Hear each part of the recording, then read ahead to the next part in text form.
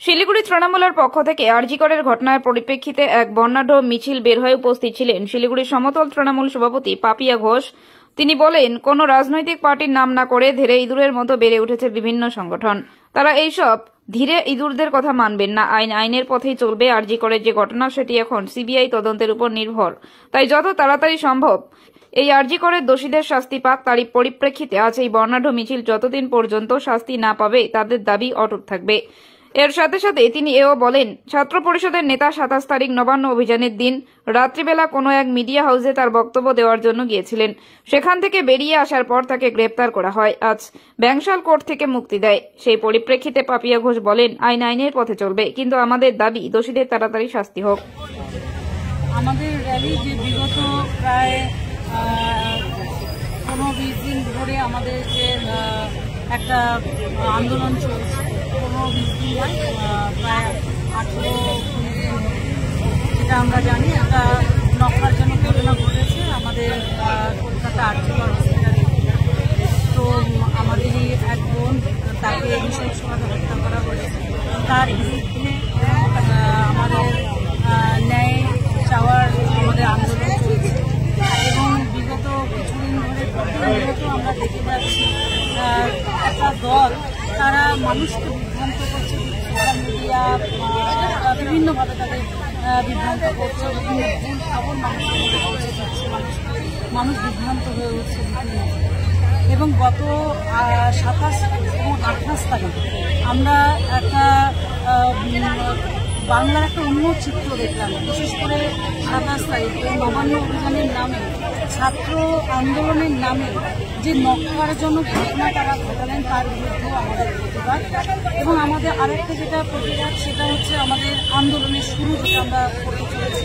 আমাদের দলনেত্রী মমতা বন্দ্যোপাধ্যায় এবং অভিষেক বন্দ্যোপাধ্যায় একটা ঘোষণা করেছে গত 28 তারিখে ছাত্র আন্দোলন, ছাত্র প্রতিষ্ঠা দিবসের মঞ্চ থেকে, যতদিন পর্যন্ত ধর্ষণের বিরুদ্ধে কঠোর শাস্তিমূলক আইন না আনা যায়, না প্রণয়ন করে কেন্দ্র সরকার, 3 থেকে 4 মাস সময় দেওয়া হয়েছে। তার মধ্যে যদি না আনে আমাদের আন্দোলন আরও বৃহত্তর জায়গায় আমরা পৌঁছানোর চেষ্টা করব।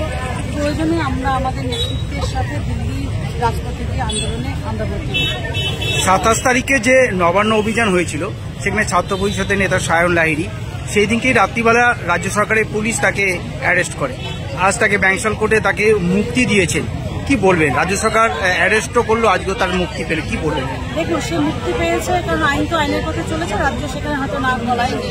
কিন্তু আমরা দেখেছি যে ছাত্র আন্দোলনের নামে রীতিমতো ধীরে ইঁদুরদের নিয়ে তারা এমনও আমরা বলতে শুনেছি যে আমি 23 বছর 11-এ পড়ছি। আমরা এমনও বলতে শুনেছি যে আমি সায়েন্স নিয়ে পড়ছি, কমার্স নিয়ে পড়ছি। একজন মানুষ কীভাবে 2-3টে স্কিম নিয়ে পড়তে পারে? এবং তাদের বয়স 50-এর উপরেই ছিল, যতটা আমরা বলেছি। প্রত্যেকটা মানুষই তাই ছিল। এবং আমরা মানুষের কাছে অনুরোধ করব, বিভ্রান্ত হবেন না। এবং আমাদের এখন যেটা লড়াই, সেটা ন্যায়ের ক্ষেত্রে আমরা সবাই একসাথে, কিন্তু পদত্যাগের ক্ষেত্রে আমরা কিন্তু মানব না। আমরা সিবিআই আজকে প্রায় 18 দিন হতে চলেছে।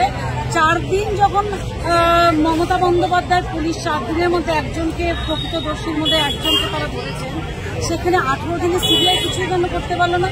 আমাদের আন্দোলন সিবিআইয়ের বিরুদ্ধে আজকে এই প্রতিবাদ, এই রাস্তা থেকে, শিলিগুড়ি রাজপথ থেকে, যে এতদিন হয়ে গেল সিবিআই কেন কিছু করতে পারলো না? আমরা তো সিবিআই থেকে বিচার চাই। এবং এই যে যেটা বলবো, যে ছাত্র আন্দোলনের নামে যে একটা অরাজকতা সৃষ্টির একটা প্রচেষ্টা চলছে, আমরা সেদিনের যে আন্দোলন তাদের ছিল, যেটা নবান্ন অভিযান ছিল, আমরা তো জানি আইন কি বলে। আইন বলে যে কোনো এরকম কিছু কর্মসূচি নিলে আমাদের পুলিশের কিন্তু একটা পারমিশন আমাদের প্রয়োজন। তারা কোনো পারমিশন নেয়নি।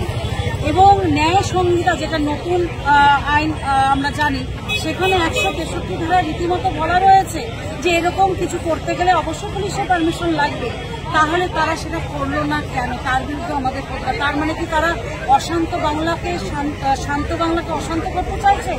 তারা শুধুমাত্র রাজনীতি করতে চাইছে? তারা একটা বিশৃঙ্খলা সৃষ্টি করতে চাইছে? এর বিরুদ্ধেও আমাদের